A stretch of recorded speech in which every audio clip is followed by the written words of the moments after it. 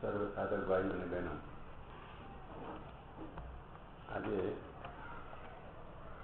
બીજા દિવસે આપણે દિવ્ય જીવન જે ગ્રંથનું અનુશીલન કરવાનું આપણે નક્કી કર્યું છે એની અંદર આપણે ડૂબકી મારવાનો પ્રયત્ન કરીશું.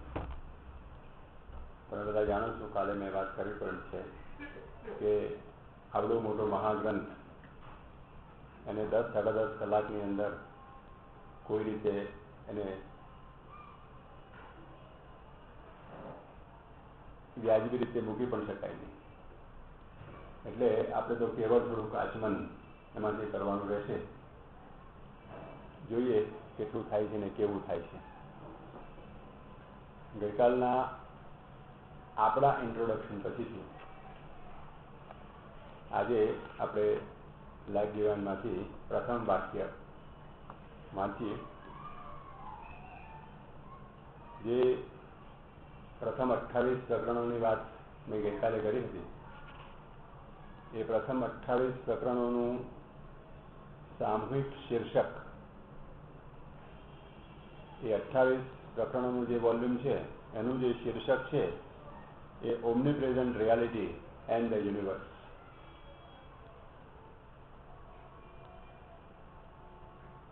ઓમ્નિપ્રેઝન્ટ રિયાલિટી એન્ડ યુનિવર્સ, સર્વવ્યાપક વાસ્તવિકતા અને વિશ્વ. એટલે જે પરબ્રહ્મની વાત આપણે કરવાના છે તે અને વિશ્વ એની સાથે શું સંબંધ છે એ આખી વાત આપણને આ 28 પ્રકરણોના 1/3 ભાગની અંદર, લાઈફ ડિવાઇનના 1/3 ભાગની અંદર આપણને શેરિંગ કરવાના છે. The first chapter is human aspiration. માનવ અભિપ્સા. આપણે સીધું જ વાંચીએ, કારણ કે પહેલું વાક્ય આપણે શરૂઆત કરવી જોઈએ. શ્રી ગણેશ પણ કરીએ. The earliest preoccupation of man in his awakened thoughts, and as it seems his inevitable and ultimate preoccupation, for it survives the longest periods of skepticism and returns after every banishment, is also the highest which his thought can envisage. It manifests itself in the divination of Godhead, the impulse towards perfection, the search after pure truth and unmixed bliss, the sense of a secret immortality. The ancient dawns of human knowledge have left us their witness to this constant aspiration. Today we see a humanity satiated but not satisfied by the victorious analysis of the externalities of nature, preparing to return to its primeval longings. The earliest formula of wisdom promises to be its last: God, light, freedom, immortality. જે કાલે આપણે વાત કરી હતી કે શ્રી અરવિંદના સાહિત્ય એમના શબ્દો ખરેખર તો આ શબ્દ બ્રહ્મ છે. શબ્દ બ્રહ્મનો અર્થ આપણે વૈદિક અર્થની અંદર લઈએ તો એક પરાવાણી, એક હાઈએસ્ટ ચેતનામાંથી, સર્વ ઉત્કૃષ્ટ ચેતનામાંથી આવતો પરમ શબ્દ, એ પરમ શબ્દનો કંઈક અહેસાસ આપણને આ પેરેગ્રાફની અંદર થાય છે. શ્રી અરવિંદ જે આપણને કહે છે તે એ છે કે માનવ જાતિએ જ્યારથી વિચાર કરવાનો પ્રયત્ન કર્યો, વિચાર કરવાની શરૂઆત કરી, ત્યારથી એના અંતરની અંદર એક અભિપ્સા રહી છે. અને તે અભિપ્સાને એને જુદા જુદા નામો આપ્યા છે. એ અભિપ્સાને એને પૂર્ણતા તરફની અભિપ્સા, ભગવાન તરફની અભિપ્સા, કે એક એવું વિશુદ્ધ જ્ઞાન, કે એવો આનંદ, એ તરફની એને અભિપ્સા રાખી છે.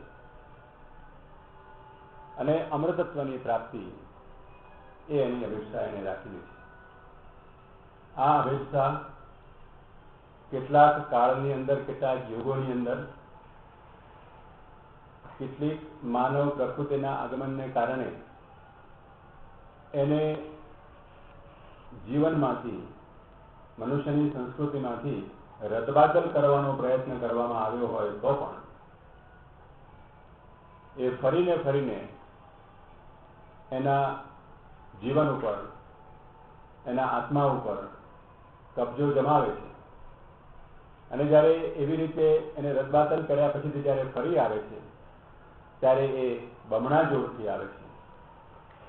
અને એટલે અહીં શ્રી અરવિંદ કહે છે, The earliest formula of wisdom promises to be its last. જે જીવનની અભિપ્સાથી માનવે આ પૃથ્વી ઉપર યાત્રાની શરૂઆત કરી હતી, એ અભિપ્સા પૂર્ણતાની અભિપ્સા, એક પરમ શાશ્વત પરબ્રહ્મની અભિપ્સા, કે કોઈ એક એવા જ્ઞાનની અભિપ્સા, સત્યની અભિપ્સા, કે કોઈ અમૃતત્વની અભિપ્સા, કોઈ એવા નિર્ભેળ આનંદની અભિપ્સા, એ અભિપ્સાથી જે મનુષ્ય આ પૃથ્વી ઉપરની યાત્રાની શરૂઆત કરી છે, તે અભિપ્સા it promises to be last. એ અત્યારે પણ એના આત્માનો કબજો જમાવવાને માટે ઉદ્યત થઈ અને આવતા યુગોની અંદર એ અભિપ્સાને ચરિતાર્થ કરવાના વિશાળ પ્રયત્નો આદરે એવી શક્યતા છે. એવું શ્રી અરવિંદ આ પેરેગ્રાફની અંદર આપણને ઇંગિત કરે છે.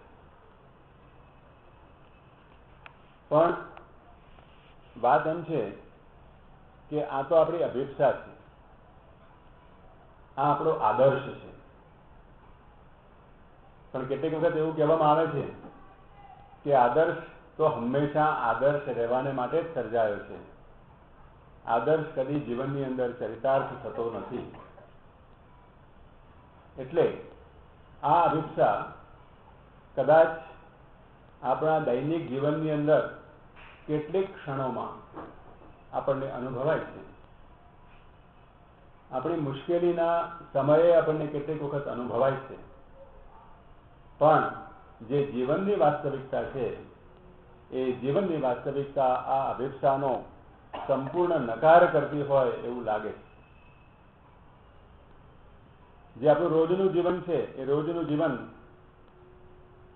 દૈનિક જીવન, તો આ અભિપ્સાનો સંપૂર્ણ નકાર કરે છે એમ આપણે ચોક્કસ કહી શકીએ. એની વર્ણન કરવાની જરૂર નથી. આપણે બધા જાણીએ છીએ કે આપણી પૂર્ણતાની અભિપ્સા એ પૂર્ણતાની અભિપ્સા છે કારણ કે આપણે અપૂર્ણ છીએ. પણ એ પૂર્ણતાની અભિપ્સા આપણે અપૂર્ણ છીએ એટલા માટે જ છે એમ નથી, પણ આપણે અપૂર્ણ હોય આપણી અંદર ક્યાંક એ પૂર્ણતાની શક્યતા રહેલી છે માટે આપણને એ પૂર્ણતા પ્રત્યેની અભિપ્સા આપણી અંદર જાગે છે. આપણે દુઃખ અને અસત્યથી પીડાઈએ છીએ, એ આપણી અત્યારની હકીકત છે, દૈનિક જીવનની હકીકત છે. પણ આપણી અંદર ક્યાંક ઊંડે ઊંડે આપણને એવું લાગે છે, કેવળ આદર્શ નથી, માનસિક આદર્શ નથી એ, પણ આપણા જીવનની અંદર કંઈક ઊંડે ઊંડે આપણને એવું લાગે છે કે આપણી અંદર ક્યાંક એવું નિર્ભેળ સત્ય અને એવો ઉત્કૃષ્ટ આનંદની શક્યતા રહેલી છે, અને માટે એ અભિપ્સા આપણી અંદર જીવંત થાય છે. આ એટલી જ વાસ્તવિકતા છે. કારણ કે જો આ એક કેવળ માનસિક આદર્શ હોય તો જ્યારે જ્યારે એવા યુગોનું આગમન થાય કે જ્યારે આ અભિપ્સાઓને માનવ જીવનમાંથી હડફેરી દેવામાં આવે અને પછીથી જ્યારે ફરીને ફરી પાછી આવતી હોય, તો એની પાછળ જીવનની અંદર રહેલું કોઈક એવું રહસ્ય છે કે જે રહસ્ય આપણને એમ સૂચવે છે કે આપણી અંદર આ શક્યતાઓ રહેલી છે અને તેથી આપણે એ તરફ પ્રયત્ન કરવો જોઈએ. આ જે અભિપ્સાનું જે મૂળ છે, એ અભિપ્સાનું મૂળ ક્યાં છે? અત્યારના માનસશાસ્ત્રની અંદર આપણને એમ કહેવામાં આવે છે કે there is an aptitude. માણસને જીવનમાં શું કરવું છે એની અંદર કઈ નૈસર્ગિક શક્તિઓ રહેલી છે એને આપણે એપ્ટિટ્યૂડથી વર્ણવીએ છીએ. અને એપ્ટિટ્યૂડના ઘણા બધા ટેસ્ટ છે મોડર્ન સાયકોલોજીની અંદર, માનસશાસ્ત્રની અંદર. આપણે એમ કહીએ છીએ કે જીવન પ્રત્યે આપણું વલણ શું હોવું જોઈએ, what should be our attitude towards life.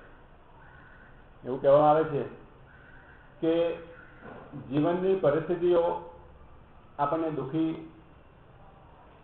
કરતી નથી, પણ જીવનની પરિસ્થિતિઓ પ્રત્યેનું આપણું વલણ, આપણો રિસ્પોન્સ, આપણો પ્રતિભાવ, એ પ્રતિભાવ કેવા પ્રકારનું છે તે આપણને સુખી કરે છે કે દુઃખી કરે છે. પરિસ્થિતિઓ એક જ હોય પણ એ આપણને સુખી પણ કરી શકે અને દુઃખી પણ કરી શકે. તો એ આપણી અંદર રહેલો જે એટીટ્યુડ છે, એ એટીટ્યુડ અને એપ્ટિટ્યુડ એ ક્યાંથી આવે છે? એ અત્યારના માનસશાસ્ત્રને આપણે પૂછીએ તો કદાચ એ આપણને લાંબા લાંબા એવા શબ્દોનો પ્રયોગ, પારિભાષિક શબ્દોનો પ્રયોગ કરીને બતાવશે. પણ ખરી વાત તો એ છે કે માનવની અંદર કંઈક ઊંડે ઊંડે કંઈક રહેલું છે, જેને આપણે જો બીજું કશું ફિલોસોફીની અંદર કે અધ્યાત્મ દર્શનની અંદર ના જઈએ તો આપણે એટલું તો કહી શકીએ કે આપણી અંદર કોઈક શ્રદ્ધા એવી રહેલી છે, કોઈ એક શ્રદ્ધાનું એવું તત્વ છે, જે તત્વ હૃદયના ઊંડાણની અંદર કોઈક અંદરની બાજુએ છે. યોયત શ્રદ્ધા એવ સહ ગીતા આપણને કહે છે, હૃદયના ઊંડાણની અંદર એ શ્રદ્ધા રહેલી છે. અને આપણે અંગ્રેજીમાં કેવું હોય તો ફેઇથ કહીએ. પણ એ ફેઇથ આપણા મનસ્તત્વ ઉપર, આપણા મન ઉપર એક છાયા મૂકી આપે છે, અને એ છાયાને આપણે બિલીફ કહીએ છીએ, આપણે માન્યતા કહીએ છીએ. તો શ્રદ્ધા આપણા અંતરના ઊંડાણમાં રહેલી છે, આપણા આત્મતત્વ સાથે સંકળાયેલી છે. એ આત્મતત્વમાંથી આવતો સંદેશ છે. બિલીફ એ મન ઉપર પાડેલી એની છાયા છે, અને એ બિલીફને કારણે આપણે, એ માન્યતાને કારણે આપણી અંદર એક પ્રકારનો આત્મવિશ્વાસ ઊભો થાય છે. અને એ આત્મવિશ્વાસનું મૂળ તો અંદર શ્રદ્ધામાં રહેલું છે, પણ એ મનની અંદર એક માન્યતાનું સ્વરૂપ લે છે.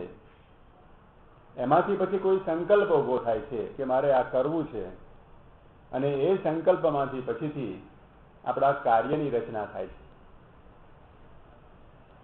તો જીવનની અંદર જે આપણે કંઈ કરીએ છીએ, આપણે જે જીવનમાં કરી શકીએ છીએ, જ્યારે આપણને ખબર નથી હોતું કે ભવિષ્ય કેવું છે, અને ભવિષ્ય કેવું છે જ્યારે આપણને ખબર ના પડે, કાલે શું થવાનું છે એની ખબર ના હોય, પણ કાલ પ્રત્યે જે આપણું કાર્યની શરૂઆત આપણે કરીએ છીએ એની પાછળના આટલા મિકેનિઝમ છે કે શ્રદ્ધા આપણને પ્રેરે છે.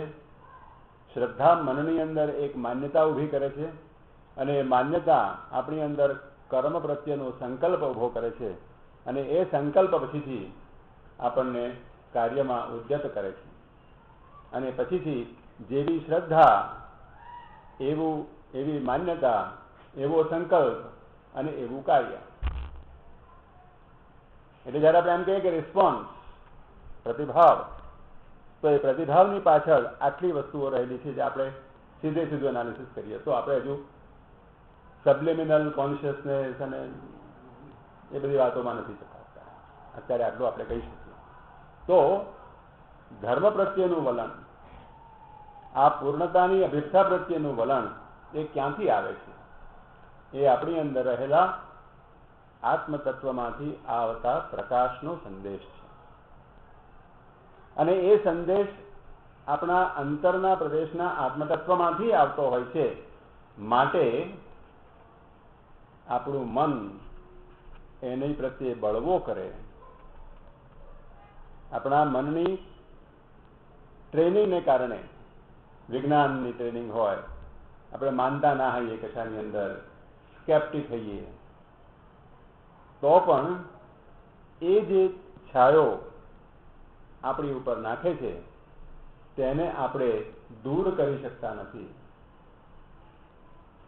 અને થોડાક સમયો એવા જાય કે જ્યારે આપણે શંકાશીલતાની અંદર જીવીએ, આપણને એમ લાગે કે ભગવાન છે કે નહીં, કે આ બધી વાતો ગપગોળા છે, પણ છેવટે એ આપણા આત્માનો કબજો લે છે અને એ મનની અંદર એક પ્રકારનો છાયો ઊભો કરે છે અને એમાંથી પછી આપણે કાર્યની અંદર ઉદ્યત થઈએ છીએ. તો ધર્મનું જે મૂળ સ્વરૂપ છે, ધર્મ એટલે શ્રીઅરવિંદે બહુ સુંદર વાત કરી છે. અત્યારે હું કહ્યું બહુ આગળ, બહુ પાછળ આવે છે લાઈફ ડિવાઇનમાં, પણ અત્યારે જ કહ્યું, માણસની જે આ અભિપ્સાની પ્રવૃત્તિઓ છે એ પ્રવૃત્તિઓ 4 ભાગમાં વહેંચાયેલી છે. એનું જે પ્રથમ પ્રાથમિક સ્વરૂપ છે એ ધર્મ છે. એનું જે બીજું સ્વરૂપ છે તે ગુહ્યવાદ પ્રત્યેની સમજ છે. એનું જે ત્રીજું સ્વરૂપ છે એ ત્રીજું સ્વરૂપ તત્વદર્શન છે, તત્વજ્ઞાન છે. અને એનું ચોથું સ્વરૂપ એ આધ્યાત્મિકતા છે. એટલે આપણે મીનાક્ષી મંદિરની કલ્પના કરીએ અને મીનાક્ષી મંદિરના ગોપુરમની વાત કરીએ તો ધર્મ એ મીનાક્ષી મંદિરની અંદર પહોંચવા માટેનું પોર્ચ, આંગણું છે.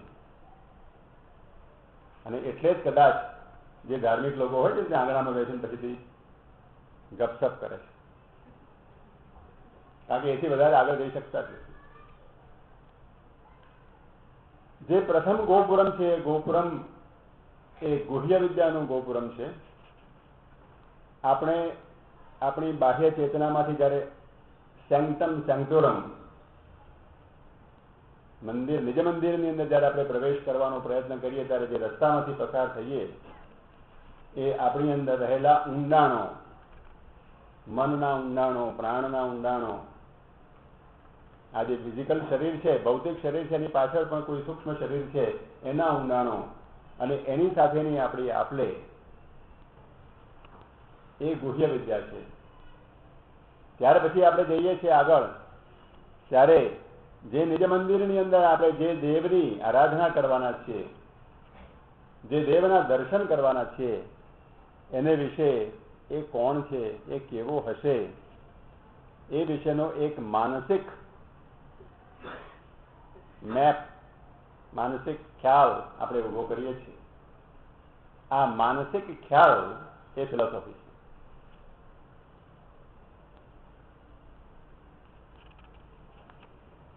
એને આપણે કોઈ જગ્યાએ આપણે ગયા ના હોઈએ તો શું કરીએ, પહેલા મેપ લઈએ અને મેપ લઈને પછી એનો અભ્યાસ કરીએ અને કલ્પના કરીએ કે આ કેવું હશે, પણ જ્યારે એકચ્યુઅલી જઈએ ત્યારે જુદું જ હોય.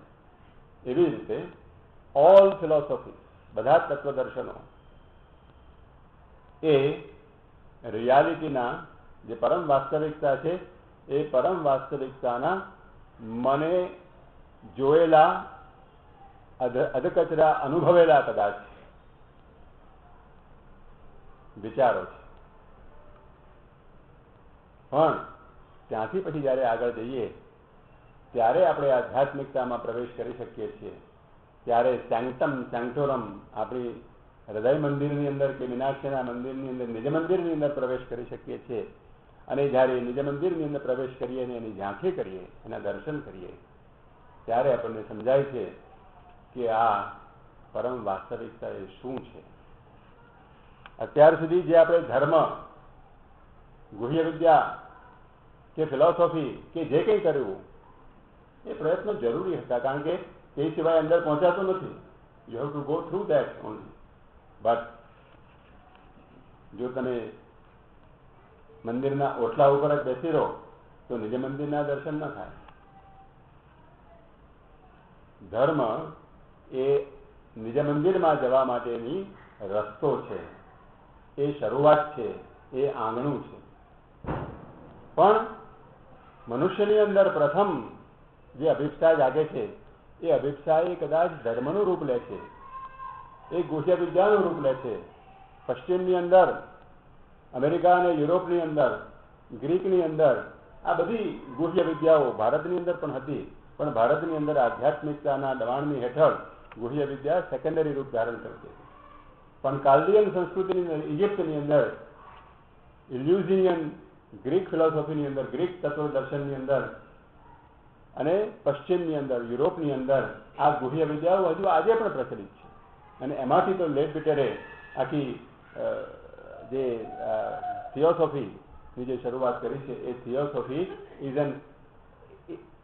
a kind of a combination of that aspiration for ગુહ્ય વિદ્યા અને પૂર્વમાંથી આવતો કંઈક પ્રકાશ, એ પૂર્વનો પ્રકાશ અને પશ્ચિમની ગુહ્ય વિદ્યાની અભિપ્સા, એમાંથી થિયોસોફીનો જન્મ થયેલો છે.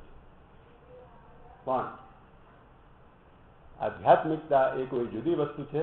ઇઝ ઇટ એ સેન્ટમ સેન્ટોરમ, એ પરમ વાસ્તવિકતાનું દર્શન છે, એ પરમ વાસ્તવિકતાની સર્વગ્રાહી દર્શન છે, એના કેન્દ્રની અંદર રહેલું છે. અને એ અભિપ્સા તો મનુષ્યને ઘણા વખત પછીથી એ પ્રાપ્ત થાય. તો જે અભિપ્સા આપણી અંદર રહેલી છે એ અભિપ્સા અને દૈનિક જીવનનો જે અનુભવ આપણે કરીએ છીએ એ એકબીજાના વિરોધી છે.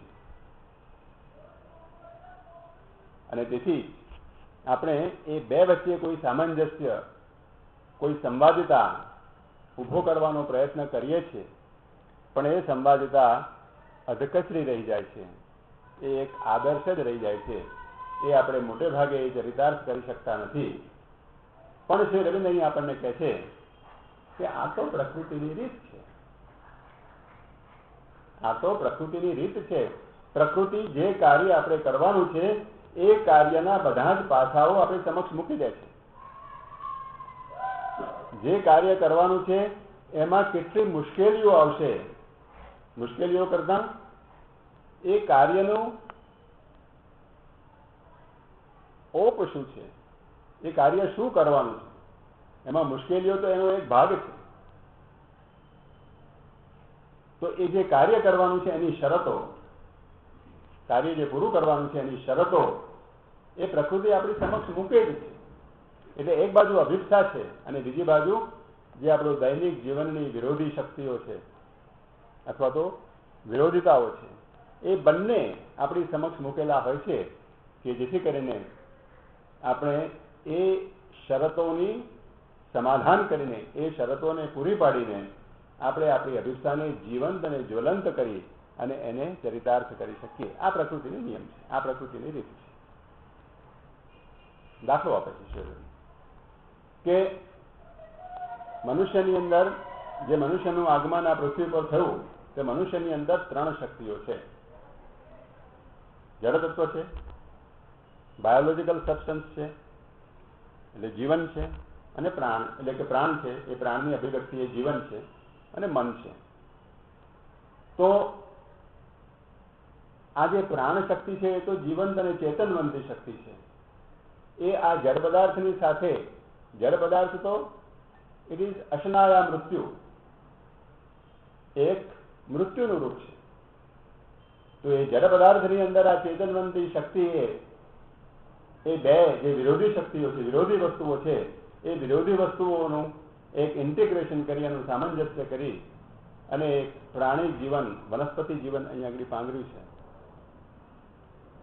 તો એ એક ચમત્કાર પ્રકૃતિએ કરેલો છે.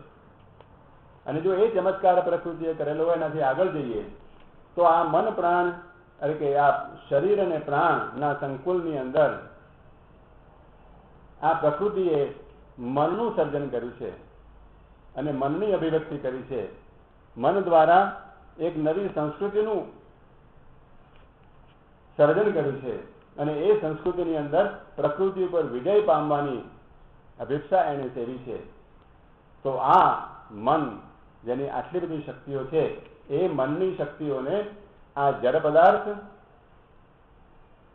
અને પ્રાણનું સંકુલ એનાથી વિરોધી છે. કારણ કે પ્રાણીની અંદર આપણે કોઈ એવું લક્ષણ જોઈ શકતા નથી કે નથી વનસ્પતિની અંદર એવું કોઈ લક્ષણ જોઈ શકતા. મનુષ્યની અંદર છે. તો મનુષ્યની માનસિક શક્તિ અને આ શરીર અને પ્રાણનું સંકુલ, એની સાથે આ એક હાર્મની, એની સાથે આ એક સામંજસ્ય પ્રકૃતિએ સિદ્ધ કર્યું છે, પણ હજુ અધૂરું છે. કારણ કે ચેતનવંતી શક્તિનું જડ પદાર્થ સાથેનું સામંજસ્ય એ ચેતન શક્તિનો વિજયની અંદર પરિણમવું જોઈએ. અને ચેતન શક્તિનો વિજય જડ પદાર્થ ઉપર જ્યારે થાય ત્યારે મટીરિયલ ઇમોર્ટાલિટી, જડ પદાર્થનું અમૃતત્વ પ્રાપ્ત થવું જોઈએ. એ એનું છેલ્લું રિઝલ્ટ હોઈ શકે. પણ એ સામંજસ્ય, એ હાર્મની હજુ અડધે રસ્તે છે. મન આ પ્રાણ અને શરીરની સાથે જ્યારે સામંજસ્ય એક ઊભું કરે છે ત્યારે એની અંદર શું થાય છે? તો કે એની અંદર એક પ્લેનરી જ્ઞાન, એક એવું જ્ઞાન કે એ જ્ઞાન દ્વારા એ સર્જન કરી શકે. આજે આપણી પાસે જ્ઞાન છે, જ્ઞાનના નામ છે, એટલા બધા શાસ્ત્રો છે, એટલી બધી લોજીસ કે રોજ રોજ નવું નવું શાસ્ત્ર આપણી પાસે આવે છે. પણ એ શાસ્ત્રની પાછળ જે જ્ઞાન રહેલું છે એ જ્ઞાન છે, જ્ઞાન પ્રકૃતિની અંદર નિહિત છે. કારણ કે સર્જન ઓલરેડી છે એક્ઝિસ્ટન્સમાં. આપણે જે અત્યારે જ્ઞાન વિકસાવી રહ્યા છીએ, જે બાહ્ય જ્ઞાન, એ બાહ્ય જ્ઞાન તો પ્રકૃતિએ હજારો ને લાખો વર્ષ પહેલા જેને સિદ્ધ કરી ચૂક્યું છે, એનો કંઈક આછો ખ્યાલ આપણે મેળવવાનો પ્રયત્ન કરીએ છીએ આપણા મનથી. પણ એનું પ્રતિરૂપ એને જે સર્જન કર્યું છે એ સર્જન આપણે અત્યારે પણ કરી શકતા નથી. એટલે કોઈ ભાષ્યકાર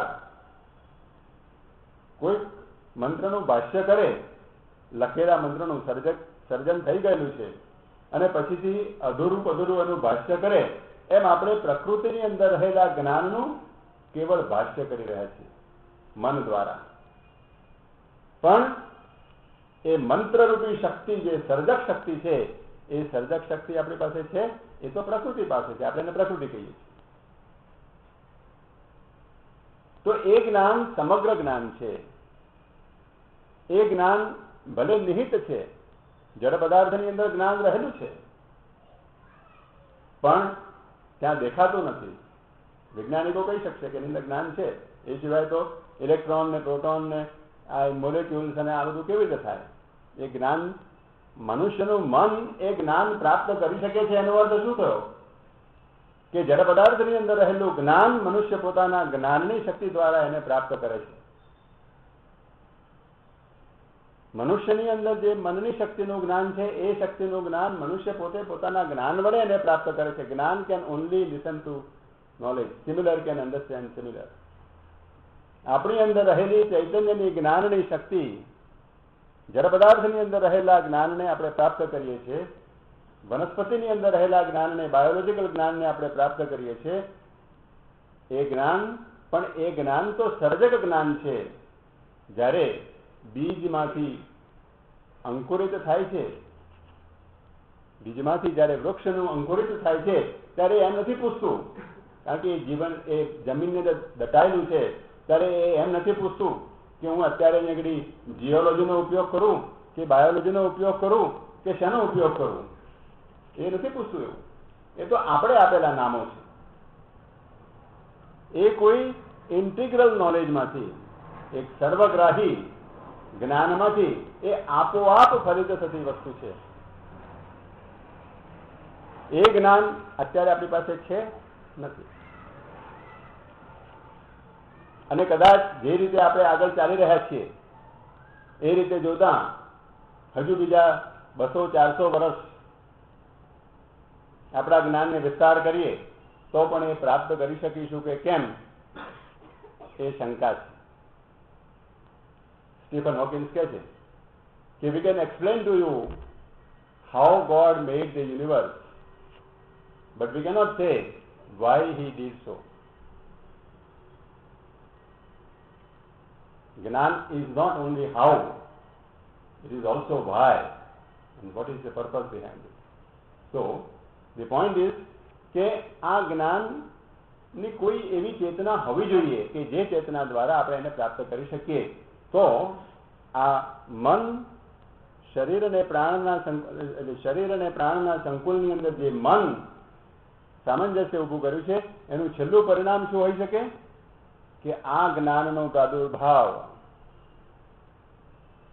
એમાં થવો જોઈએ કે જે દ્વારા પ્રકૃતિએ જે આખું વિશ્વનું સર્જન કર્યું છે એ સર્જનની શક્તિ જ્ઞાન સહિત એને ઉપલબ્ધ થાય. આ એનું છેલ્લું પરિણામ હોઈ શકે. અત્યારની જે સામંજસ્ય છે, અત્યારની જે હાર્મની છે, ઇઝ એ મિડલ હાર્મની. તો પછી એનો અર્થ શું થયો કે પ્રકૃતિ જે પ્રયત્ન આદરી રહી છે એ પ્રકૃતિ જે પ્રયત્નો આદરી રહી છે એનું હજુ આ મિડલ છે. હજુ આગળ આપણે ઘણું જવાનું છે. અને એનો અર્થ એવો થયો કે મનની પાછળ પણ કોઈ એવી દિવ્ય શક્તિ રહેલી છે કે જે દિવ્ય શક્તિ આવિર્ભાવ કરવાને માટે તૈયાર થઈ રહી છે. અને એ થવી જોઈએ કારણ કે પદાર્થ તત્વની અંદર પ્રાણ તત્વનો આવિર્ભાવ થયો, પદાર્થ તત્વ અને પ્રાણ તત્વની અંદર મનનો આવિર્ભાવ થયો, પણ મનની પાસે સમગ્ર જ્ઞાન નથી. તો જ્ઞાનની કોઈ એવી શક્તિ હોવી જોઈએ જે સર્જક જ્ઞાનની શક્તિ હોવી જોઈએ. એ સર્જક જ્ઞાનની શક્તિ મનની પાછળ હોય એવો સંભવ છે. અને જો એ હોય તો પછી જેવી રીતે અત્યાર સુધી બન્યું છે તેવી રીતે હવે પણ એ બની આવશે, એમાં કોઈ શંકા કરી શકાય નહીં. અને દેટ ઇઝ, જો આ વસ્તુ સાચી હોય તો એ વસ્તુ આ જ પ્રકૃતિનો જે નિયમ છે ઇવોલ્યુશનનો, એ પ્રકૃતિનો નિયમ આપણી જે અભિપ્સા છે એ અભિપ્સાને સકારણ ઠેરવે છે કે જ્ઞાન આની પાછળ કંઈક રહેલું છે. એ જ્ઞાનની આપણી અભિપ્સા છે, એ અભિપ્સા આપણા મનના જ્ઞાનની ઉપર કંઈક જો કઈ જગ્યાએ રહેલી છે. અને તેથી એ જ્યારે આવિર્ભાવ થશે, એનો પ્રાદુર્ભાવ થશે, ત્યારે આપણને જ્ઞાન પ્રાપ્ત થઈ શકશે. અને એ આપણને અંતરની અંદર કંઈક એવો ખ્યાલ છે કે આવું થઈ શકે, માટે આપણે એ જ્ઞાન તરફ અભિપ્સા કરી રહ્યા છીએ. પણ વાત એમ છે કે એપરન્ટલી એવું દેખાય છે કે જડ પદાર્થમાંથી પ્રાણનો આવિર્ભાવ થયો દેખાય છે. એવી પણ થિયરી છે, એવું પણ કહી શકાય કે ભાઈ જડ પદાર્થની અંદર પ્રાણ ક્યાંથી આવે તો કઈ બીજા જગતોમાંથી પ્રાણ આવીને જડ પદાર્થને પકડમાં લીધો અને પછી એમાંથી આ પ્રાણનું જગત આવિર્ભાવ પામ્યું. એવી રીતે મન પણ કંઈક બહારથી આવ્યું, આ પૃથ્વીની બહારથી, અને પૃથ્વીમાં પ્રવેશ્યું, અને જે કંઈ તૈયારી હતી મન અને પ્રાણના સંકુલની એની અંદર એને પ્રવેશ કર્યો. ડાર્વિનનો ઉત્ક્રાંતિવાદ આપણને એમ કહે છે કે ભાઈ ના, એ તો પદાર્થ તત્વમાંથી પ્રાણ તત્વનો આવિર્ભાવ થયો અને એમાંથી વનસ્પતિ સૃષ્ટિ થઈને એમાંથી પછીથી મન આવ્યું, અને મન આવ્યું ને મન આવીને એને એમાંથી જ આવ્યું મન. પણ એનો અર્થ એ થાય છે કે એપરન્ટલી જળ તત્વમાંથી પ્રાણ તત્વ આવ્યું ને જળ અને પ્રાણ તત્વમાંથી મન આવ્યું. પણ એ કેવી રીતે આવી શકે? જો બહારથી આવ્યું હોય એમ કેવું હોય તો એ વાત બાજુ પર છે. પણ આપણે એમ કહીએ કે જો આ અંદરથી આવ્યું તો કેવી રીતે આવે? અંદર હોય તો આવે ને. એનો અર્થ એ થાય છે કે મનસ્તત્વ અને પ્રાણ તત્વ એ જળ તત્વની અંદર નિહિત છે. જળ તત્વની અંદર એ નિહિત છે અને એ કાળક્રમે પોતાની અભિવ્યક્તિ કરવાને માટે મથી રહ્યું છે. અને જ્યારે ઓપોર્ચ્યુન મોમેન્ટ, પરિસ્થિતિઓ જ્યારે સાનુકૂળ થાય છે ત્યારે એ પોતાની અભિવ્યક્ત કરે છે. હવે પેલી વાત કરીએ કે આ બહારથી આવ્યું હતું, તો ખરી વાત એવી છે કે આ બંને પ્રયોગો ચાલુ રહેશે. ફિઝિક્સની અંદર આપણને રેઝોનન્સનો પ્રિન્સિપલ ખબર છે ને. અત્યારે જે આપણે MRI કરાવીએ છીએ એ MRI શું છે? MRI ઇઝ નથિંગ બટ એ એક સ્કેનિંગ છે. અને એની અંદર રેઝોનન્સનો પ્રિન્સિપલ કામ કરે છે. રેઝોનન્સનો પ્રિન્સિપલ એટલે શું કે only similar can understand similar. આપણી અંદર રહેલું પ્રાણ તત્વ, જગતની અંદર રહેલા પ્રાણ તત્વનું કોગ્નિઝન્સ કરી શકે. આપણી અંદર રહેલું મનસ્તત્વ એ આ જગતની અંદર રહેલા મનસ્તત્વનું પારખી શકે. તો એ પારખવાને માટે અથવા તો એની અભિવ્યક્તિને માટે બે પ્રોસેસની જરૂર પડે છે. એક તો એ નિહિત મનસ્તત્વને બહાર લઈ આવવાને માટે એના ઉપર બહારથી some excitation has to be there. રેઝોનન્સની અંદર શું કરીએ છીએ આપણે કે આપણે શરીરને એક પ્રકારના આંદોલનો એના ઉપર ફેંકીએ છીએ અને એ આંદોલનો પછીથી શરીરનું અમુક અંગો એનો પ્રતિભાવ આપે છે અને એ જે પ્રતિભાવ આપે છે એ પ્રતિભાવને આપણે નોંધી લઈએ છીએ અને એના ઉપરથી પછી આપણે ડાયગ્નોસિસ કરીએ છીએ. That is the principal of MRI or any resonance.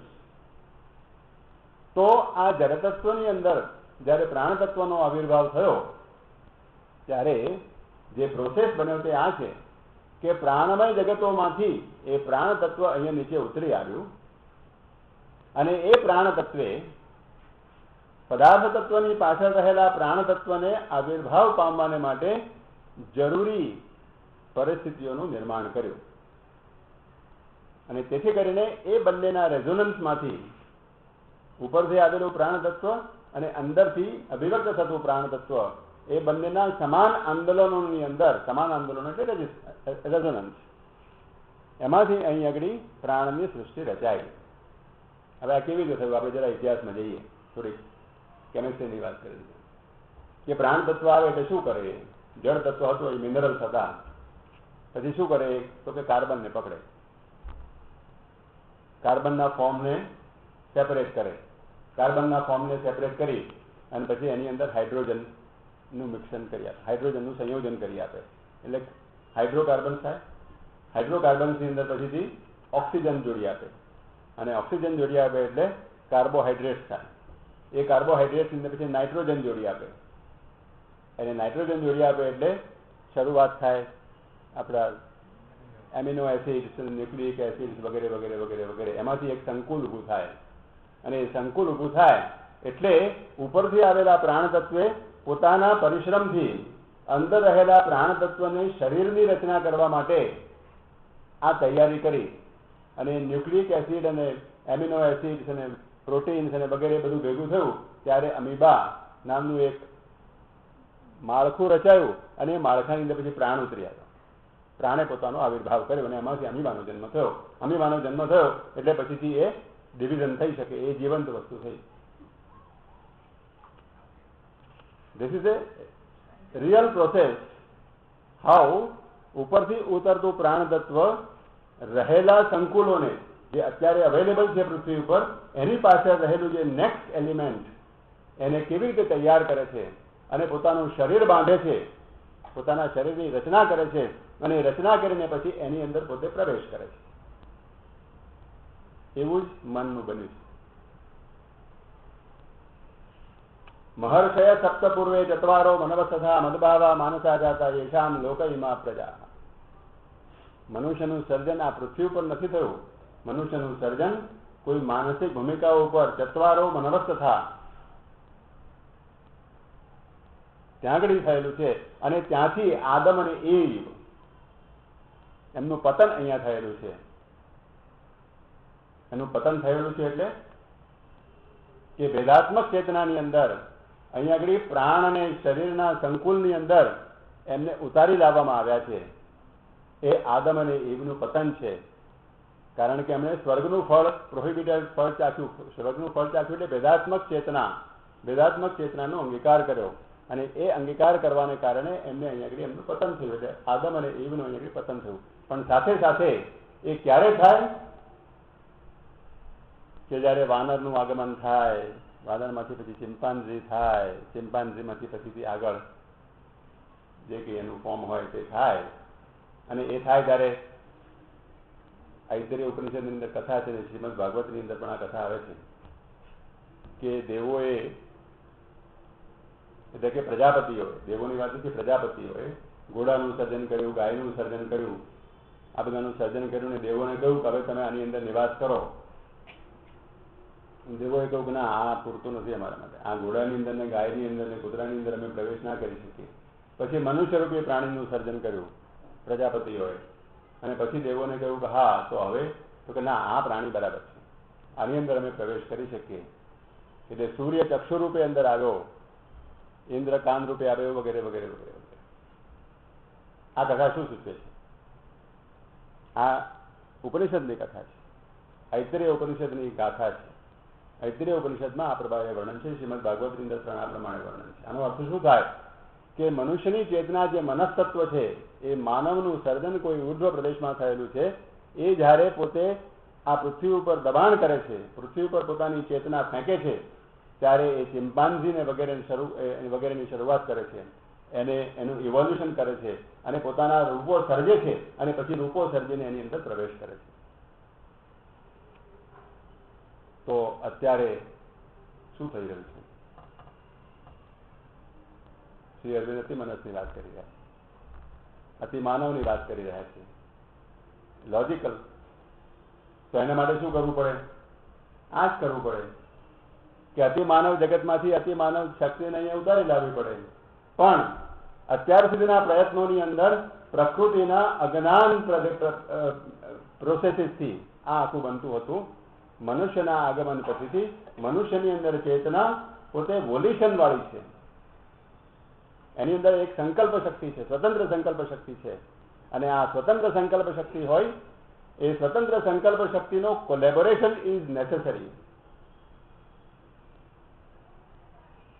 Process તો સેમ જ છે. પ્રોસેસ તો એ જ છે કે હવે અતિમાનવ લઈ આવો છે, તો અતિમાનવને અહીં આગળ અતિમાનવની શક્તિ અહીંયા લઈ આવવી પડે, એને ઉતારી લાવવી પડે.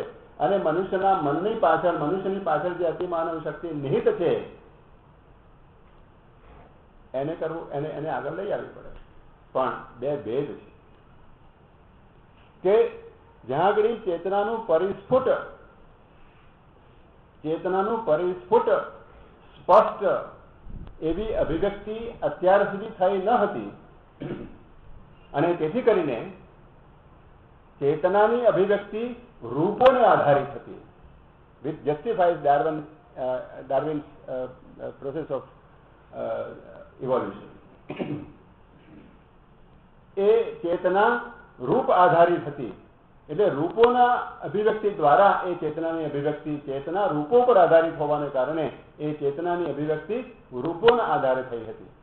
પણ નાવ મનુષ્યની અંદર એ ચેતના થોડીક મુક્ત બની છે. એની અંદર કોઈ સંકલ્પ શક્તિ છે, એની અંદર કોઈ સ્વતંત્ર ચોઈસ રહેલી છે. તો એ ચોઈસ, એ પસંદગી, એ સંકલ્પ શક્તિ એ ચૈતન્યનું લક્ષણ છે. એ ચૈતન્ય ત્યાં જાણે કે ફ્રી થયું છે, અને એ ફ્રી થયું છે, મુક્ત થયું છે, માટે એનું કોલેબોરેશન અનિવાર્ય છે. અને જેથી કરીને આ યોગ, આધ્યાત્મિકતા, આ બધું શું છે? ઇટ ઇઝ નથિંગ એલ્સ દેન મનુષ્યની પોતાની સંકલ્પ શક્તિ, મનુષ્યની અંદર પોતાની રહેલી ચેતનાની જે સંકલ્પ શક્તિ છે, એ સંકલ્પ શક્તિને ઉપરથી ઉતરી આવતી જે પરમાત્માની સંકલ્પ શક્તિ છે, એની સાથે જો જોડી આપવામાં આવે તો જે નેક્સ્ટ ઇવોલ્યુશન છે, એ નવા ઇવોલ્યુશનની અંદર માનવમાંથી અતિમાનવનો પ્રાદુર્ભાવ થઈ શકે. અને શ્રી અરવિંદે શું કર્યું? શ્રી અરવિંદ કેમ અતિમાનસને ઉતારી લાવવા માંગતા હતા? 40 વર્ષ સુધી તપસ્યા શાને માટે કરી? આ જ પ્રોસેસને ચરિતાર્થ કરવા માટે. પણ એમણે યોગ અને આધ્યાત્મિકતાની પરિભાષાની અંદર વાત કરી. કારણ કે મનુષ્યની અંદર ચેતનાનો પ્રાદુર્ભાવ થયો છે, એટલે હવે ચેતનાની ઉત્ક્રાંતિ પ્રથમ બને છે, અને ચેતનાના ઉત્ક્રાંતિના પરિણામ રૂપે રૂપોની ઉત્ક્રાંતિ થાય છે. અત્યાર સુધીનો જે પ્રોસેસ હતો એ ચેતના રૂપ આધારિત હતી, અને જેથી કરીને રૂપોની અંદર ચેતનાનો આવિર્ભાવ થતો હતો. હવે ચેતના પોતે સ્વતંત્ર બનવાને માટે પ્રયત્ન કરી રહી છે, અને માટે ચૈતન્યનો આવિર્ભાવ, ચૈતન્યની ઉત્ક્રાંતિ પ્રથમ બને છે, અને પછીથી રૂપોનું પ્રાદુર્ભાવ થાય છે. ધી રૂપો એડેપ્ટ ડાર્વિનના ઉત્ક્રાંતિવાદની અંદર આ જે આખો પ્રોસેસ કયો એને આપણે ડાર્વિનના ઉત્ક્રાંતિવાદની સાથે સાથે એક બીજી થિયરી છે, થિયરી ઓફ મ્યુટેશન, કે એક સ્પીસીસમાંથી બીજા સ્પીસીસની અંદર જે સંક્રમણ થાય છે એ સંક્રમણ ડાર્વિનનો ઉત્ક્રાંતિવાદ સમજાવી શકતો નથી. અને એ સમજાવવાના માટે there is a necessary that we should have a theory of mutation, કે એક સ્પીસીસની અંદર આખું ઇવોલ્યુશન થાય છે, પછી જ્યારે એ સ્પીસીસનું ઇવોલ્યુશન અમુક પાકટ બને ત્યાર પછી નવા સ્પીસીસનું જ્યારે ઇવોલ્યુશન થાય ત્યારે there is a mutation, એની અંદર ઝડપી ફેરફાર થાય છે. અને ઝડપી ફેરફાર થાય છે અને ઝડપી ફેરફાર થઈ અને એનું રૂપાંતર એક નવા સ્પીસીસની અંદર થાય છે. એટલે ડાર્વિનનો ઉત્ક્રાંતિવાદ, evolution within the species, theory of mutation, transition between the two species, એ બંનેની જરૂરિયાત ઉત્ક્રાંતિને સમજાવવા માટે છે.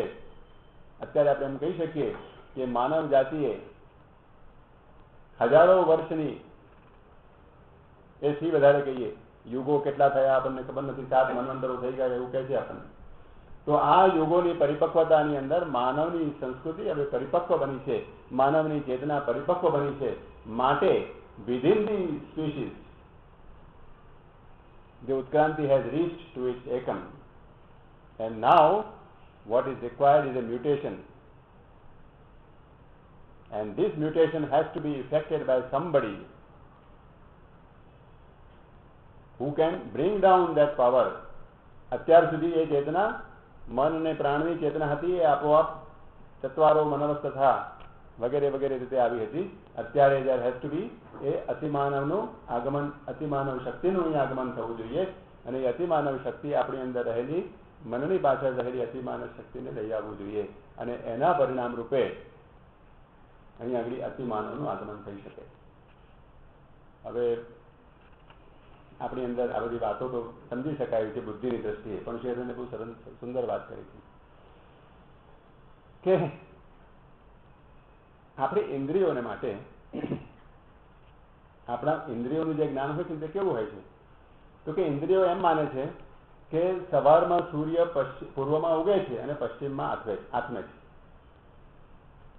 અને એ જ્ઞાન દ્વારા આપણા જીવનની રચના, જીવનના દૈનિક જીવનનું જે ટાઈમ ટેબલ એ પ્રમાણે આપણે ગોઠવ્યું છે.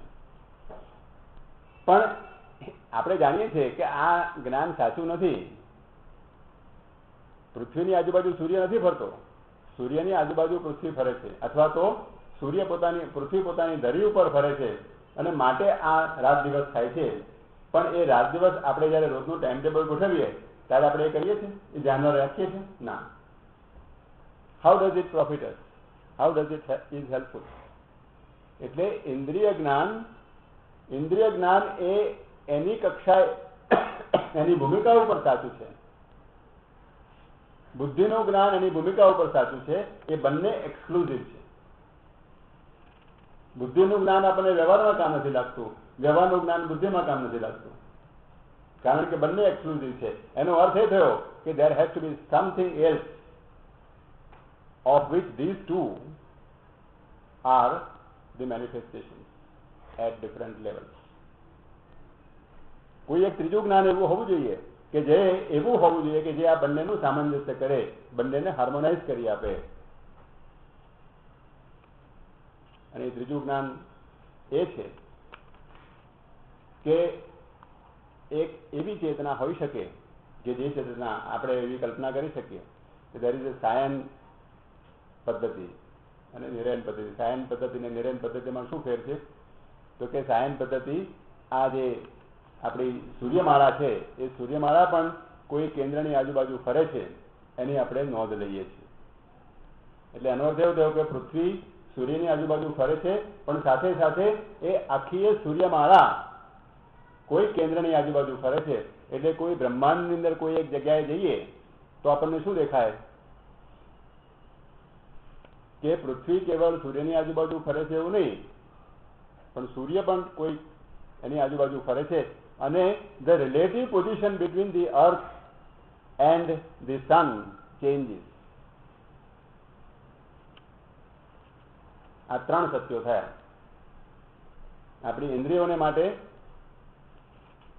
સૂર્ય પૂર્વમાં ઉગે છે અને પશ્ચિમમાં આથમે છે, એ આપણું વ્યવહારુ સત્ય છે. આપણું બુદ્ધિનું સત્ય શું છે? આપણી ગ્રહમાળાની અંદર રહેલું સત્ય. ગ્રહમાળાની અંદર જોતા આપણને એવું દેખાય છે કે સૂર્ય સ્થિર છે અને પૃથ્વી એની આજુબાજુ ફરે છે, પૃથ્વી પોતાની ધરીની આજુબાજુ ફરે છે. પણ એનાથી પણ દૂર જઈને ઉપર જઈને જોઈએ તો there is a relative position between the Surya and Earth which changes. હવે એ સત્ય આપણને વ્યવહારમાં કોઈ કામ લાગતું નથી. એટલે ઇન્દ્રિય જ્ઞાનની જગ્યાએ સાચું છે, પણ મનનું જ્ઞાન મનની જગ્યાએ સાચું છે. એ બંનેનું સામંજસ્ય કરનાર કોઈ ત્રીજું જ્ઞાન હોવું જોઈએ કે જેના પ્રકાશની અંદર આ બંને જ્ઞાન સાચા ઠરે છે, દેખાય છે વિરોધી.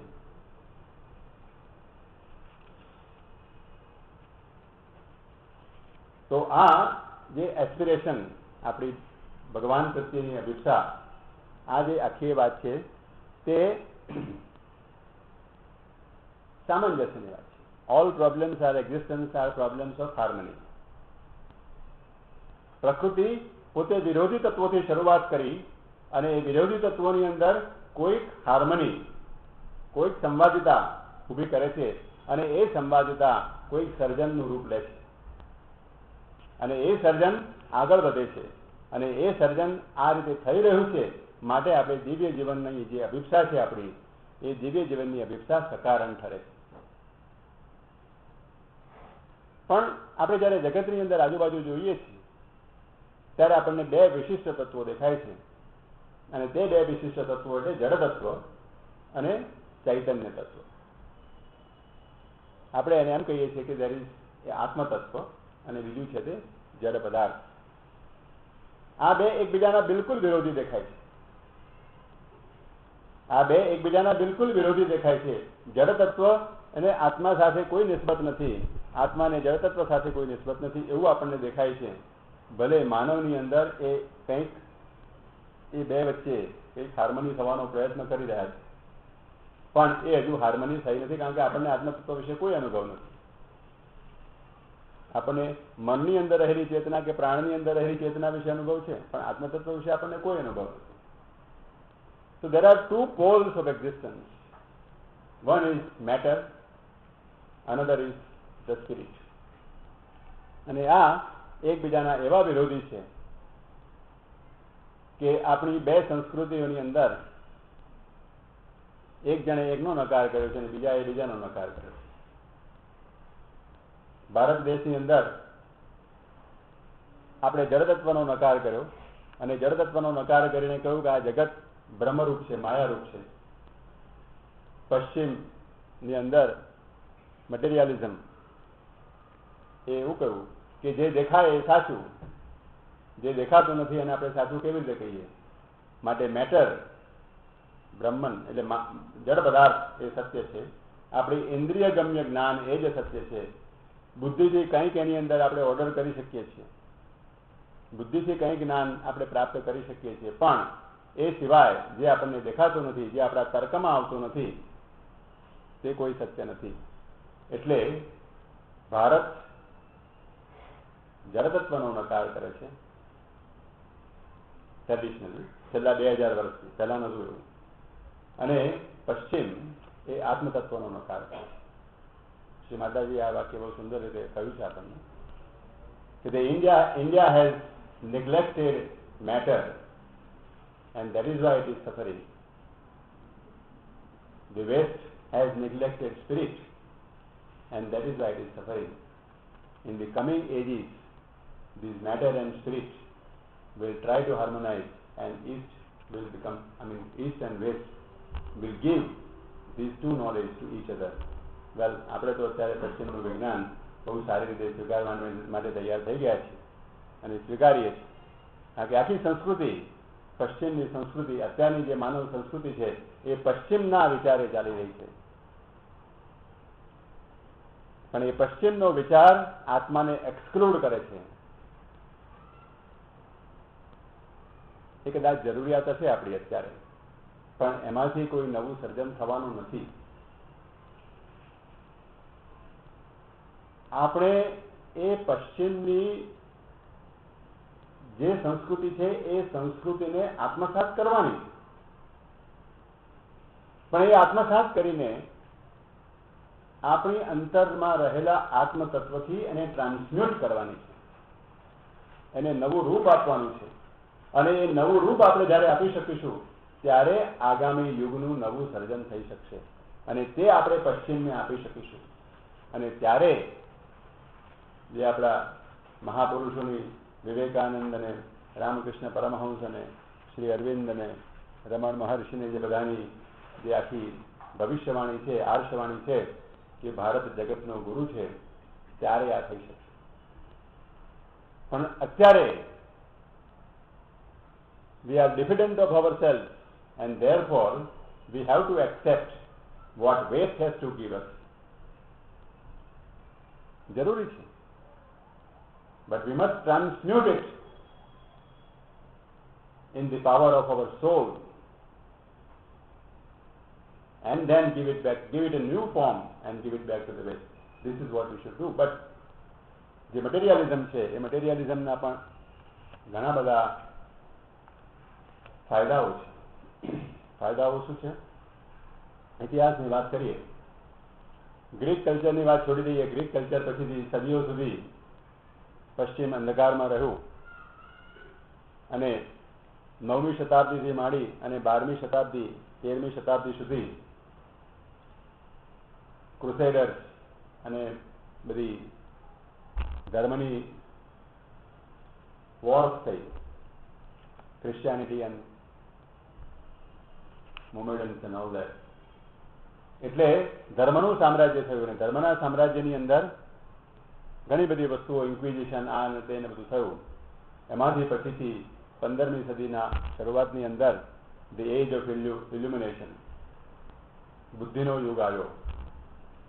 એ બુદ્ધિના યુગની અંદર બધી વસ્તુને ચકાસણીએ નાખી, ચકાસણી કરવા માંડી. આમાંથી આ સાચું છે, આમાં આ ખોટું છે, આ સુપરસ્ટિશન છે, આ ધર્મનું સામ્રાજ્ય હોઈ શકે નહીં, ઇન્ક્વિઝિશનથી કોઈ આપણને સ્વર્ગ અપાવી શકે નહીં, વગેરે વગેરે વગેરે બધી વાતો ચાલી. એજ ઓફ ઇલ્યુમિનેશન આવ્યું.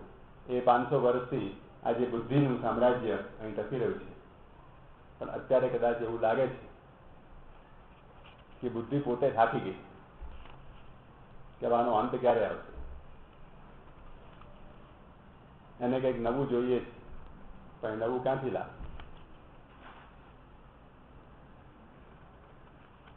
આ મટીરિયાલિઝમ જે દેખાય છે તે જ સાચું, એના એડવાન્ટેજીસ છે. એના એડવાન્ટેજીસ જે અરવિંદ પોતે લખે છે, એના જે ફાયદાઓ છે તે એ છે કે માનવ પ્રકૃતિ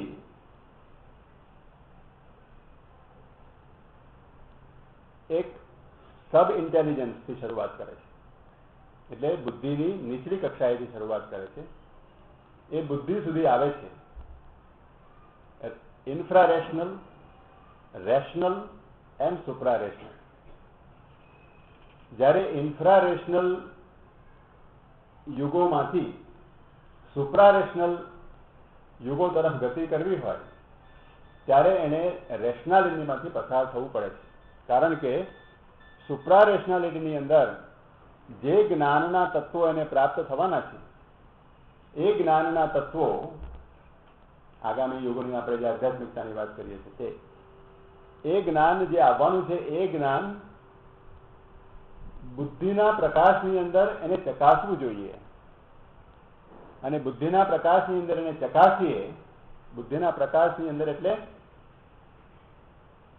બુદ્ધિની લિમિટેશન્સમાં નહીં. ગીતામાં પણ એમ કહે છે બુદ્ધિ ગ્રાહ્યમ અતિન્દ્રિયમ. પણ બુદ્ધિએ પોતે એ પોતાની અંદર એ પોસિબિલિટી, શક્યતા કે આવું જ્ઞાન હોઈ શકે છે, પણ એ જ્ઞાન અંધશ્રદ્ધાની અંદર, ઇન્ફ્રા રેશનલ એક્ટિવિટીની અંદર સરી ન જાય, એની આજુબાજુ ઇન્ફ્રા રેશનલના જાળા ના બાજી જાય, એટલા માટે એને બુદ્ધિના પ્રકાશની અંદર એક નવું રૂપ આપવું પડે છે. એને બુદ્ધિના પ્રકાશની અંદર સમજવું પડે છે, અને એ સમજ્યા પછીથી એને તમે નવું રૂપ આપી શકો છો, એને જીવનની અંદર એડોપ્ટ કરી શકાય છે અને એને ફ્રૂટફુલી કરી શકાય છે. માટે જે મટીરિયાલિઝમનું જે યુગ છે, એ મટીરિયાલિઝમનો યુગ આ ફાયદો કરી આપે છે. કે બુદ્ધિના આગમનથી જે એન્ક્રસ્ટેશન છે, જે ઓબ્સ્ક્યોરિટીઝ છે, પ્રાણને અમુક વસ્તુઓની સાથે જોડી દેવાની, અને એ બધી જે ઓબ્સ્ક્યોરિટી છે એ ઓબ્સ્ક્યોરિટીનો નાશ થઈ શકે, એ ઓબ્સ્ક્યોરિટીને જાળા આપણે દૂર કરી શકીએ. અને જે જ્ઞાન હવે આપણે પ્રાપ્ત કરવાનું છે, એ જ્ઞાનને માટે એક સ્પષ્ટતા, એક ક્લેરિટી, બુદ્ધિની પાસે જે કોઈ પ્રકાશ છે એ પ્રકાશ દ્વારા એને પ્રાપ્ત કરી શકાય. એ રીતે materialism has also its own advantage. એ પણ એણે એક સારું કામ કરેલું છે. બીજી વાત કે આ આખી વસ્તુ આધ્યાત્મિકતાની જે આપણે વાત કરીએ છીએ, દિવ્ય જીવનની વાત કરીએ છીએ, એ દિવ્ય જીવન અને આધ્યાત્મિકતા જ્યાં સુધી પૃથ્વી ઉપર ન ઉતરી આવે ત્યાં સુધી એ અધૂરી છે. કારણ કે મનુષ્ય આ પ્રકૃતિની અંદર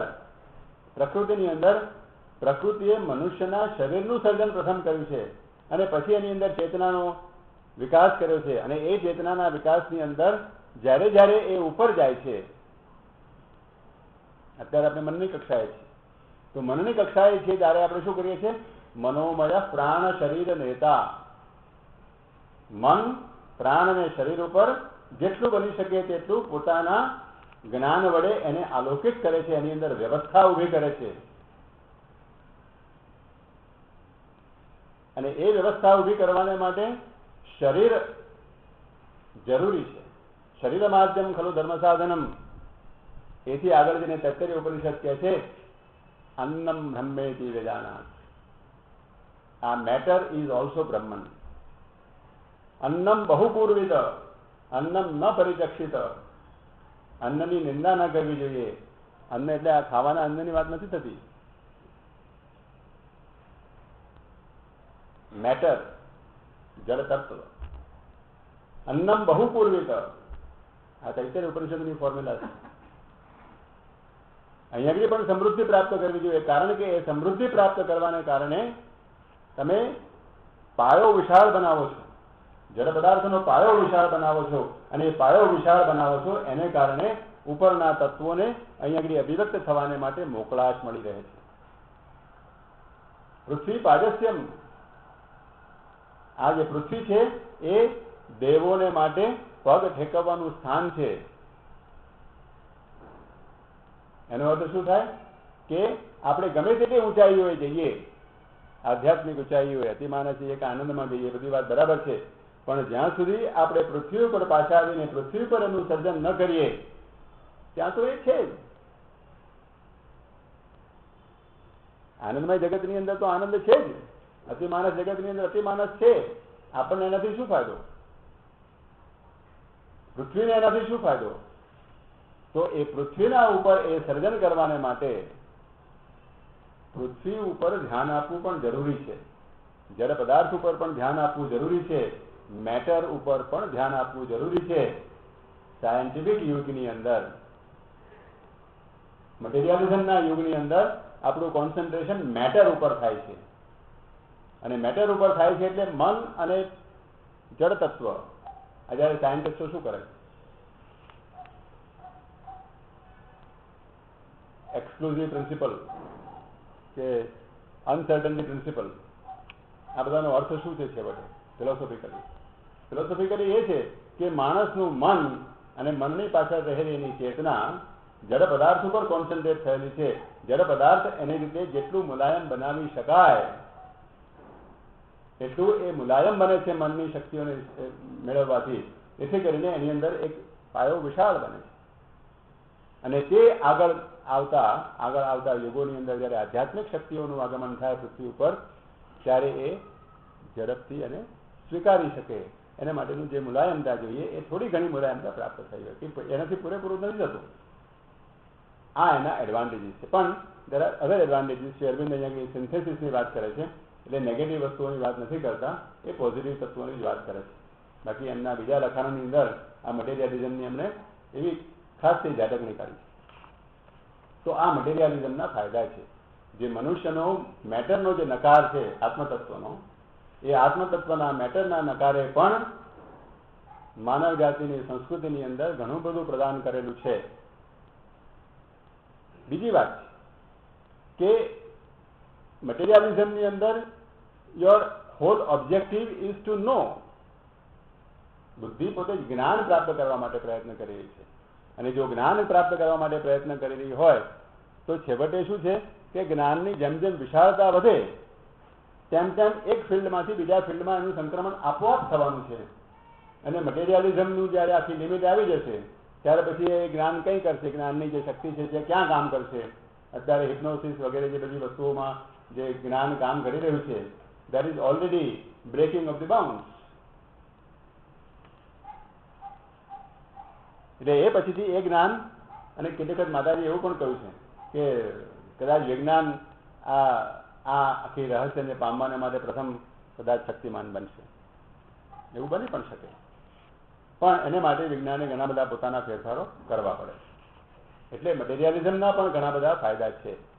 આ મટીરિયલ ધી મેટરનો નકાર, આત્મતત્વનો નકાર જે કરે છે તે.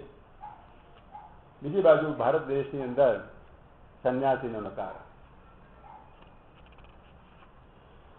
આત્મતત્વનો આપણે મટીરિયલિઝમનો નકાર તો આપણે સમજી શકીએ કે ભાઈ જે દેખાય છે, મોનિઝમ ઓફ મેટર, જડ પદાર્થ જ સત્ય છે.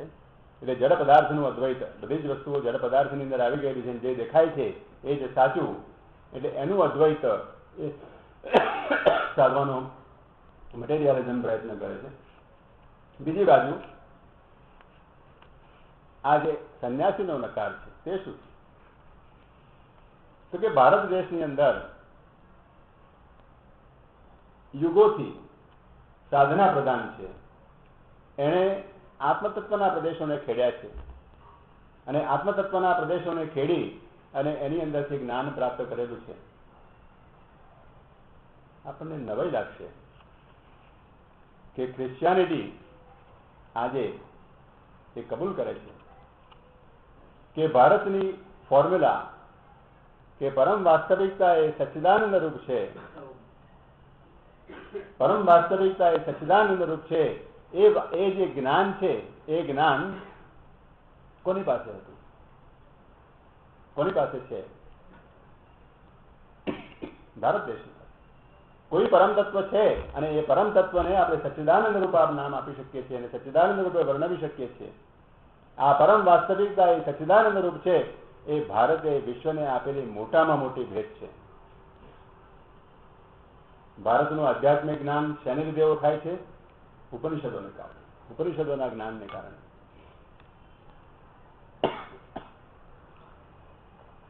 એની ટીકા પણ ઘણી થાય છે, પણ નોટ ઉપનિષદોના જ્ઞાનની.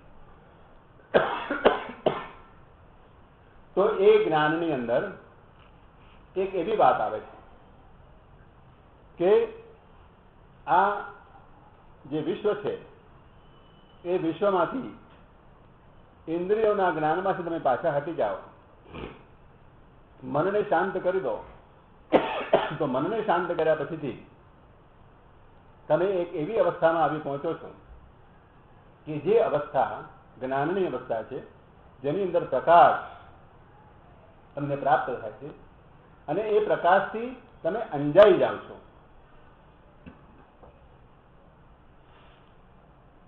It is a dazzling blind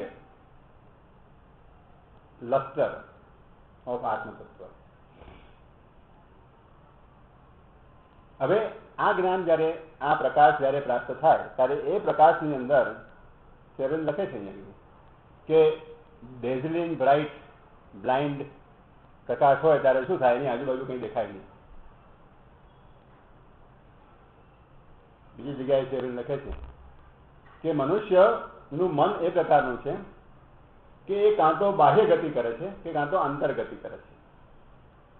એ જ્યારે બાહ્ય ગતિ કરે છે, પરાંચિખાની વ્યતૃણ સ્વયંભૂ કઠોપનિષદ કહે છે કે એની ઇન્દ્રિયો હંમેશા બહિર્ગામી છે. એ બહિર્ગામી જ્યારે બહિર્ગામી રૂપે કાર્ય કરે છે ત્યારે બધી વસ્તુઓને એ દેખાય છે તેને સાચી ગણે છે, અને અંતરમાં રહેલું જે તત્વ છે એને ખોટું છે એમ માને છે. એ પશ્ચિમની રીત. ભારત દેશની અંદર આપણા ઋષિમુનિઓએ આ સમજ્યા હતા કે શ્રેયશ્ચ પ્રેયશ્ચ મનુષ્યમે તસ્તવ સંપરિત્ય વિવિનક્તિ ધીરઃ. એટલે પરાંચિખાની જે બહાર જતી ઇન્દ્રિયો છે બહાર જતું જ્ઞાન છે એને અંદર કોન્સન્ટ્રેટ કરીને અંદરથી જ્ઞાન પ્રાપ્ત કરવાનો પ્રયત્ન કર્યો. હવે એ જ મન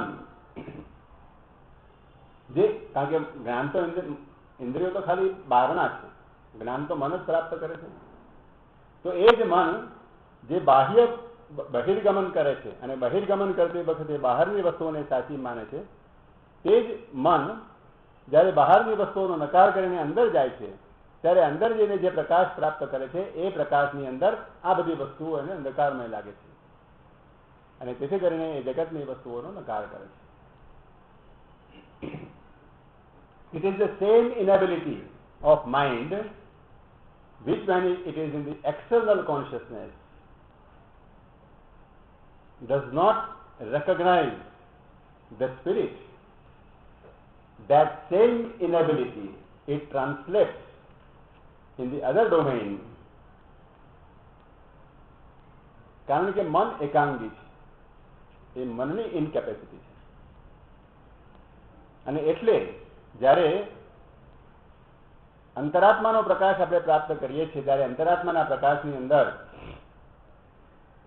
આપણે આ જગતનો નકાર કરીએ છીએ, જળતત્વનો નકાર કરીએ છીએ, જળતત્વ છે જ નહીં. અને પછી આત્યંતિક થિયરી. આત્યંતિક થિયરી એટલે ગૌડબદાચાર્યનો અજાતિવાદ. ન નિરોધો ન ચોત્પત્તિર ન બધ્ધો ન ચ સાધક ન મુમુક્ષુર ન વૈ મોક્ષ ઇત્યેષા પરમાર્થતા. આ જગત હતું જ નહીં, જગત જન્મ્યું જ નહોતું, કોઈને મોક્ષની પ્રાપ્તિની જરૂર જ નથી, કોઈ મોક્ષને કોઈ અજ્ઞાનમાં પણ નથી. પણ ખરી વાત એ છે, who is the percipient? Who perceives this? આપણે જરા મશ્કરીમાં ઘણી વખત હું કહું છું આ વસ્તુ, અને મેં ઘણી વખત વાત કરી કે એ ગૌડપાદાચાર્યને જ્યારે સમાધિ દશાની અંદર આ જગત અજાતિવાદના સિદ્ધાંત ઉપર જગત જન્મ્યું જ નથી એવું લાગે છે, એ જ્યારે સમાધિમાંથી નીચે આવે છે ત્યારે એમને ખીચડી ખાવી પડે છે. એ ખીચડી સાચી કે ખોટી?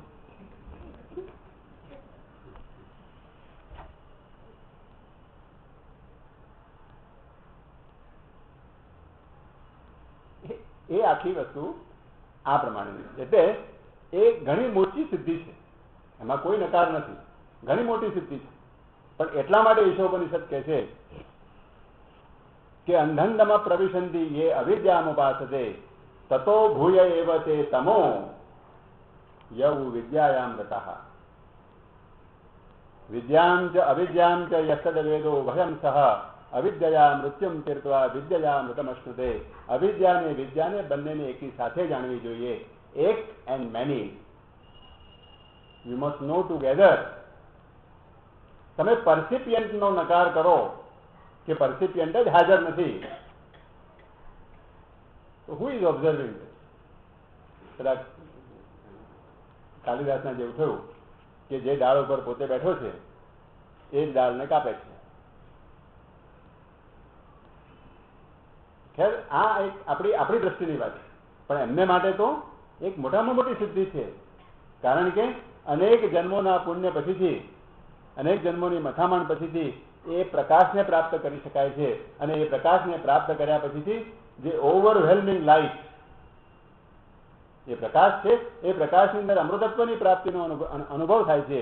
અને અમૃતત્વની પ્રાપ્તિના અનુભવની અંદર આ જગત, શ્રી અરવિંદને પણ અહીંયા નિર્વાણની અનુભૂતિ થઈ હતી વડોદરાની, અને એમણે આ જ વર્ણન લખેલું. પણ એમણે એવું નથી કહ્યું કે જગત નહોતું સર્જ્યું, પછી એમને આગળ બીજી બધી ઘણી અનુભૂતિ થઈ, સાક્ષાત્કારો થયા હતા. આ સંન્યાસીનો નકાર છે. પણ આ બંનેનું સામંજસ્ય, પ્રકાશ આ પૃથ્વી ઉપર પણ આવવો જોઈએ અને પૃથ્વી ઉપર એ પ્રકાશનું સર્જન થવું જોઈએ. પૃથ્વી ઉપર એ પ્રકાશ ઉતરી આવવું જોઈએ. એકની અંદર વન અને મેની એ બેનું એક સામંજસ્ય થવું જોઈએ. સંભૂતિ અને અસંભૂતિ, ઈશોપનિષદનું વિદ્યા અને અવિદ્યા. અવિદ્યા એટલે ધી નોલેજ ઓફ મેની, વિદ્યા એટલે એકત્વનું જ્ઞાન. એ એકત્વના જ્ઞાનને બહુત્વના જ્ઞાનની સાથે એક પ્રકારનું સામંજસ્ય, સહકાર કે એક હાર્મની થવી જોઈએ. તો એમાંથી જે જ્ઞાન થાય છે એમાંથી અમૃતત્વની પ્રાપ્તિ થાય છે. કારણ કે સીધી વાત છે, આ જગત એકત્વમાંથી અનેકત્વ તરફની ગતિ છે. માતાજી બહુ સુંદર વાત કરી. What is the whole meaning of this creation? સદઘન ચિદઘન અને આનંદઘન એ પરમાત્મા એક જ સ્વરૂપ હતા. એને પોતે એકોહમ બહુશ્યામની વાત કરી.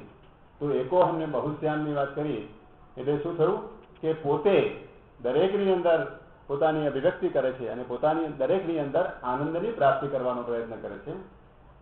એટલે the whole effort of the creation is from identity to union. આઈડેન્ટિટીમાંથી બહુત્વની પ્રાપ્તિ થાય છે અને બહુત્વની પ્રાપ્તિની અંદર એ અનેકની અંદર એકત્વનું જ્ઞાન, union, not identity. The whole process of creation is from identity to union. વિશ્વની ઓબ્જેક્ટિવિટીની અંદર, વિશ્વની વસ્તુલક્ષિતાની અંદર એકતા પ્રાપ્ત કરવાની છે અને એ એકતા દ્વારા સદઘન અને ચિદઘન અને આનંદઘનને પાછા નથી વળવાનું, પણ એ પાછા વળવાની સાથે સાથે એ બહુત્વની અંદર એકત્વનો આનંદને પ્રાપ્ત કરવાનો છે. અને એને માટે આ સર્જન થયેલું છે, એકમાંથી અનેકત્વનું સર્જન થયેલું છે. તો એ અનેકત્વની અંદર એકત્વની પ્રાપ્તિ કરવાની છે. આપણે પાછા સદગન અને ચિદગન અને આનંદગનમાં પાછા નથી ફરી જવાનું.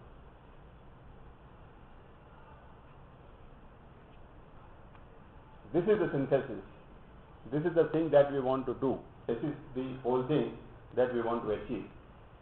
અને આ વાત આપણને શ્રી અરવિંદ આ નકારની અંદર વાત કરે છે કે આ નકાર, સંન્યાસીનો નકાર પણ it is total, more perilous than the denial of the materialist. કારણ કે મટીરિયાલિસ્ટના ડિનાયલની અંદર તો એ જ્ઞાનની પ્રાપ્તિને માટે જુએ છે, કંઈક વસ્તુ પ્રાપ્ત કરવા માટે સૂચે છે અને તેથી એના વિશાળતા થવાની શક્યતા છે. અને છેવટે એ એમાં જે આખું જ્ઞાન પ્રાપ્ત થાય છે એની અંદર એ પોતાની નકારને ખાળી શકતો નથી, એને વિશાળ કરવો જ પડે છે. પણ આ સંન્યાસીનો નકાર ઇટ ઇઝ મોર પેરિલસ.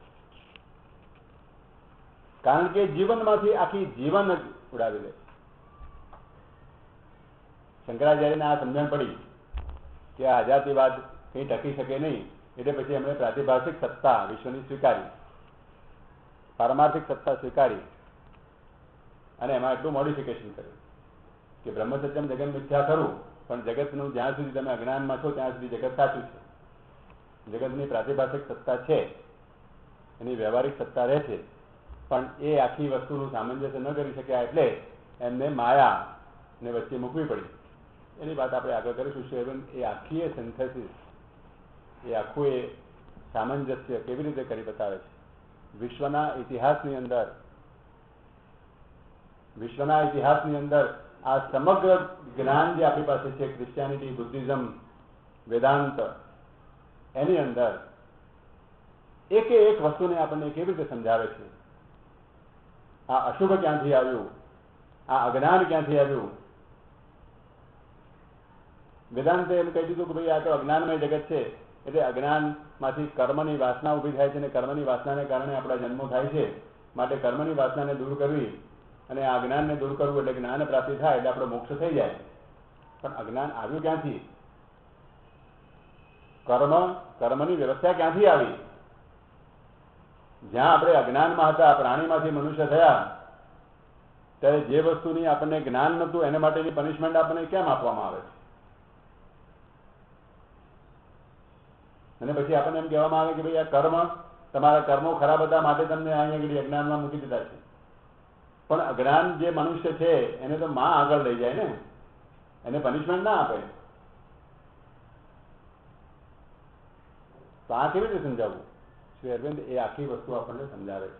અને માટે એને આપણે ગઈકાલે જે નામ આપ્યું હતું પૂર્ણ અદ્વૈત, એ આપવું સાચું ઠરે છે ત્યાં આગળ.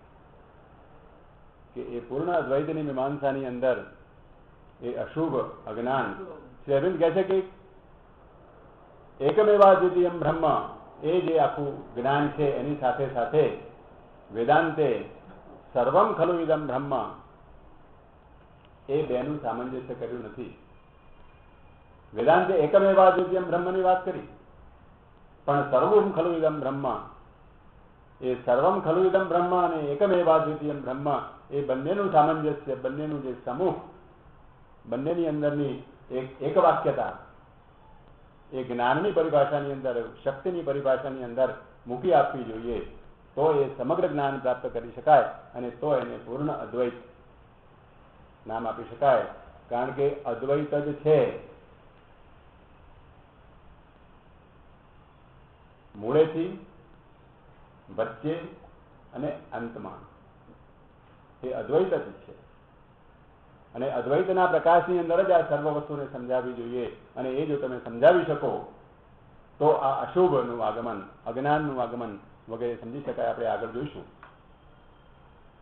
તો આ અજ્ઞાનીનો જે સંન્યાસીનો નકાર છે એ મોર પેરિલસ, એ વધારે ડેમેજિંગ છે, વધારે નુકસાનકારક છે. કારણ કે એની લીધે શું થયું, છેલ્લા 2000 વર્ષોથી અત્યારે આપણે કોઈ સંન્યાસીની વાત બહુ નથી કરતા, પણ તે વખતે તો સંન્યાસમેવામ ભયમ, ઇવન અહીં સુધી આપણે વિવેકાનંદ સુધી સંન્યાસમેવામ ભયમ, સંન્યાસ એ જ અભય છે, ત્યાગ. ત્યાગ એ આંતરિક વસ્તુ છે. બાહ્ય ત્યાગથી કોઈ વ્યક્તિને માટે ત્યાગની જરૂર રહે જેવી વાત છે, પણ સમાજની અંદર, માનવ સમાજની અંદર, માનવ સમૂહની અંદર તમે એ આદર્શ ન મૂકી શકો. એવા યુગો આવે કે જ્યારે એનું એ થયું. અત્યારે એ યુગ ચાલી ગયો છે ફરી પાછો ઋષિઓનો યુગ. પુરાતન કાળની અંદર ઋષિનો આદર્શ હતો, સંન્યાસીનો નહીં. ફરી પાછો ઋષિનો આદર્શ આપણી સમક્ષ આવી રહ્યો છે અને એ આદર્શની અંદર આપણે ભવિષ્યનું નિર્માણ કરવાનું છે. આગળની વાત આપણે આવતીકાલથી